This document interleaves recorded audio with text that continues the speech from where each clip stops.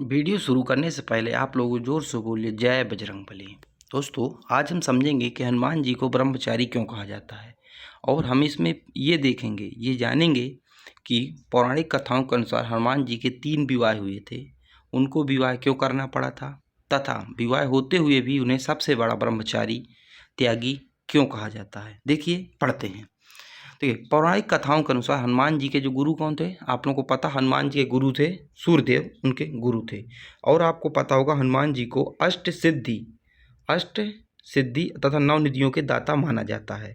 तो अष्ट सिद्धि यानी कि सीखने तक तो हनुमान जी ठीक थे, लेकिन अगर 9 निधियों का ज्ञान उन्हें लेना था सूर्यदेव से, तो उन्हें विवाहित होना बहुत जरूरी था।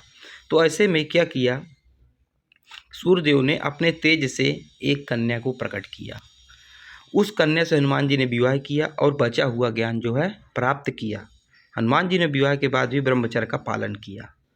वहीं देवी सूर्यवचला घोर तप के बाद सूर्य ऊर्जा में ही समा गई। ऐसे हनुमान जी के अन्य विवाह भी विद्या प्राप्त करने के लिए हुए थे। देखिए, 9 निधियाँ सीखने के लिए हनुमान जी को विवाहित होना बहुत जरूरी था। अष्ट सिद्धि तो बिना विवाहित के सीख सकते थे, लेकिन 9 निधि, और हनुमान जी को कहा जाता है अष्ट सिद्धि 9 निधि के दाता।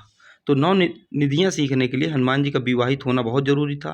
तो जो उनके गुरु थे सूर्यदेव, उन्होंने अपने तेज से एक कन्या प्रकट की तथा उसी के साथ हनुमान जी का विवाह हुआ और बचा हुआ ज्ञान उन्होंने प्राप्त किया।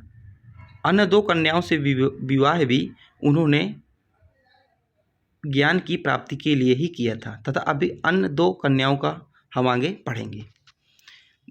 तब तक अब वीडियो अगर अच्छी लगी हो तो कमेंट में जय बजरंगबली करके चैनल को सब्सक्राइब कर लीजिएगा। क्यों कहलाते हैं हनुमान जी ब्रह्मचारी? तीनों विवाह के बाद भी हनुमान जी ने ब्रह्मचर्य का पालन किया। वहीं हनुमान जी की तीनों पत्नियां तप कर विलीन हो गईं। यही कारण है कि हनुमान जी का विवाह के बाद भी ब्रह्मचारी कहलाते हैं। हालांकि हनुमान जी के विवाह के बारे में रामायण में कुछ उल्लेखित नहीं है, मगर हनुमान जी को उनकी पत्नी के साथ तेलंगाना में पूजा किया जाता है। तेलंगाना में एक मंदिर है जहाँ हनुमान जी अपनी पत्नी के साथ बैठे हैं तथा उनका पूजा वहाँ किया जाता है। इसके अलावा ग्वालियर में भी हनुमान जी के तीनों पत्नियों के साथ स्थापित है। तो ग्वालियर में एक ऐसा मंदिर है, आप लोग सर्च करिए, जहाँ तीनों पत्नियों के साथ अपनी मंदिर में विराजमान है। यहाँ तक कि उनके पुत्र मकरध्वज की प्रतिमा भी इस मंदिर में मौजूद है। आप लोगों को पता होगा मकरध्वज की उत्पत्ति कैसे हुई थी। चलिए, आपको नहीं पता, मैं बता दे रहा हूँ।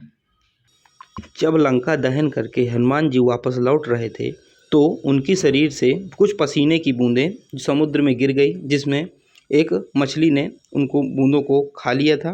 उसी के उनमें बीज का रोपण हुआ और वो मकरध्वज की प्राप्ति उस मछली को हुई। तो वहीं से मकरध्वज का जो है जन्म हुआ था। ठीक है। अब कौन थी हनुमान जी की पत्नियां? तो उनकी हनुमान जी की पत्नियां कौन थी, किसकी पुत्री थी, इनके देख लीजिए। हनुमान जी की पहली पत्नी थी सूर्यवचला, जो कि सूर्यदेव की पुत्री थी। तो पहली पुत्री कौन थी, पत्नी कौन थी? सूर्यवचला, जो सूर्यदेव की पुत्री थी, जो बाद में समाहित हो गई थी उन्हीं के तेज में। ठीक है। हनुमान जी की दूसरी पत्नी थी अंगन कुसुमा, जो कि वरुण देव की पुत्री थी, तथा हनुमान जी की तीसरी पत्नी थी सत्यवती, जो कि रावण की पत्नी थी।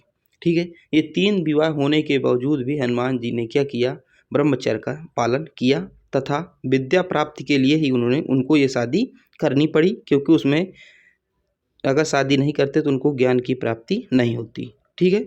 तो आप लोगों को कैसा लगा, आप लोग कमेंट में जय बजरंगबली लिखिए और हमारे चैनल को सब्सक्राइब कीजिए।